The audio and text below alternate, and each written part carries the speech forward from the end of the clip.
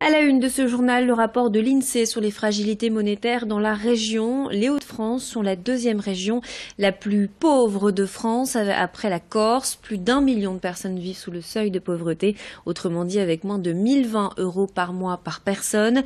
Les familles monoparentales, les nombreuses ainsi que les jeunes sont les plus touchés.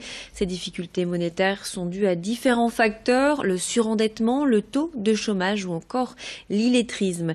Le directeur régional de l'INSEE Hauts-de-France au micro de Joël Warneau. En premier, ce qui peut expliquer cette situation, c'est la situation économique de la France et de la région.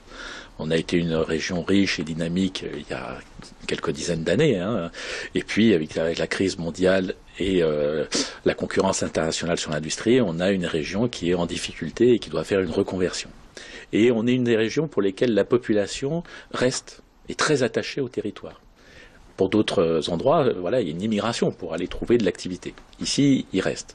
Mais l'activité ne suit pas. Et donc, ça met en difficulté la population des Hauts-de-France, puisque, évidemment, s'ils ne travaillent pas, ils gagnent moins d'argent, ils sont plus dépendants des aides.